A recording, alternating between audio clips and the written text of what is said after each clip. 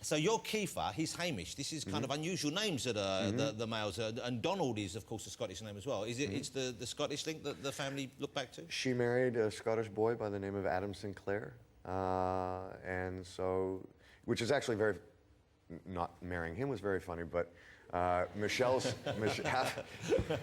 of Michelle's family is Puerto Rican, and they have no idea what Hamish means. They think it's the worst name on the planet. And then my half of the family, of course, loves it, and we bought him a little kilt and everything else. And that must really confuse the Puerto Rican side yes, of the family. Yes, it really is. It's Hamish, thrown them for a loop. turns up wearing a dress, and they're thinking... It's thrown them for a loop, and then you serve haggis there every once a year, and it really does them in too. You don't really have an accent at all yourself, do you? You weren't brought up there. You were... I've had a couple drinks, something happened. But yeah. And you like Scotch? That's your drink of choice, is it? I do, yeah. It's actually the only thing I've ever drank. Okay, but you've drunk plenty of it, I guess. Not as much as maybe you would think, but I've certainly had my share. Your share. Okay, that's good. Okay, let me ask you about. Can I ask you about because since we met last time. I think you hadn't become a grandfather yet. No. That happened. No. And also, you had a brief time in prison. Yes, I did, yeah. Now that's something which I wouldn't have anticipated was heading your way, and I'm sure you wouldn't either. I certainly didn't see it coming down the pipe. Yeah. I had made a really stupid mistake. I had made and on so many different levels. But we were at a rap party, and I'd had a few drinks, and I was going to drive home, and I'd obviously had, more than was legally allowed. But I had done it, while we were shooting. I put a lot of things in jeopardy. This show that has been the greatest gift I've ever had, this crew that I was responsible for. And, this is how they make a living. This is how they feed their children. And so when it had happened, there was a small window because of the writer's strike that I basically, instead of going to a trial or anything like that, I basically said, what is the maximum penalty for this? And they told me, and it was about 3 months in jail. And I said, well, I'd like to do it. I'd like to just do it now. This is the time I've got, and I went and did it. So you took that on behalf of the team, kind of? Well, not really. No, I'd made a dumb mistake, and it was a mistake that I'd also made before. And I think I was so cross with myself, and I thought it was kind of my way of teaching myself a lesson, And so I went off and did it.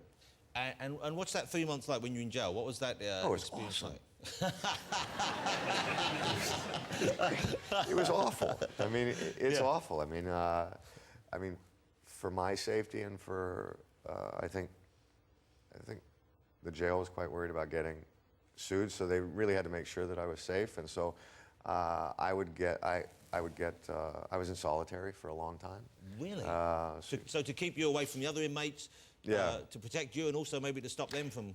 But it also, I don't know if I've ever spent 24 hours by myself, let alone 3 months, Yeah, it must feel, especially if it's you can't do anything about it. No, and the drag is you think it's really, all my impression of jail was actually from films. So I think, well, I'm gonna get ripped.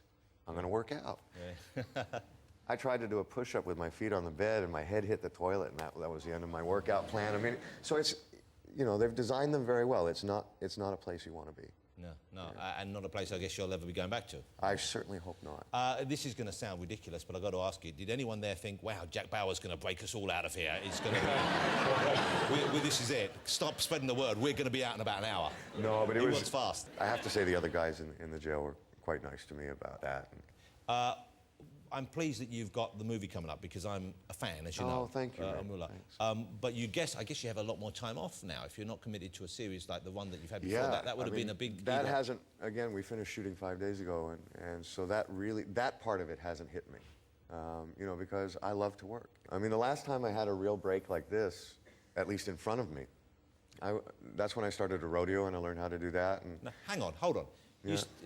You see, I've had time off in the past, and rodeo never even occurred to me. No. Well, I was living in Montana, and I moved there to ski, and I had no idea what to do in the summer. And so I started messing around with horses, because I fell in love with those during the Young Gun pictures. And my neighbors ran cattle, and they started showing me how to use a rope, and one thing led to another, and I had a real natural affinity for it. I mean, and then I joined the United States Team Roping Championships and went to the national finals in '94 and '96. This actually happened? Yeah, Or, yeah. This is incredible. Yeah. And this is rodeo is, forgive my ignorance, because I don't think we have a similar thing over here. This is when you ride on quite an angry horse and you catch another angry horse. It's a series of events, and all of the events were designed when the West opened up. Yeah. There was each farm kind of would come together with the other farms in the area. And they would show their different skills of how to raise the cattle. So you would have team roping and calf roping, you would have bull riding, you would have bronc busting. So you can actually all of those lasso a things. cow? Yeah. Yeah. Wow, what a skill to have. Not the most useful in LA, I imagine, but what a... You'd be surprised. and you can just Yeah. You've got a good target and everything? Yeah. It's a great way to meet a girl. That's awesome. Grab her by the feet. So yeah, so hopefully I'll do something kind of exciting like that in this break. Do you do any other kind of Western skills? Are you good with the gun and that kind of stuff? Well, I'm proficient with the guns, and I think over the years I've had to use so many in the films. You know, Young Guns was a Sharps 50 caliber rifle. Certainly in the course of 24, I think I've used pretty much every kind of weapon you can possibly use. What's the best weapon you've got to use in 24? What's the most fun? Well, the machine guns are a blast. I mean, they get your heart going, and 50 caliber machine gun actually rattles your bones a bit. And, but you know, in the context of all of those scenes, it's fantastic stuff to be able to play with. I mean, I certainly don't advocate this for everyday use or for anybody else, but in the context of making the films, you kick in a door and let off a shotgun round, you'd feel kind of tough. Oh, let's go and do it together. Yeah, come on. Come on. And then afterwards, I'll pay for that tattoo you want. Hey, what's the deal? Why do they do that in films sometimes? Just before you go, you don't do it in 24 where that's how you hold a gun, but then you see some guys go, oh yeah, that's right.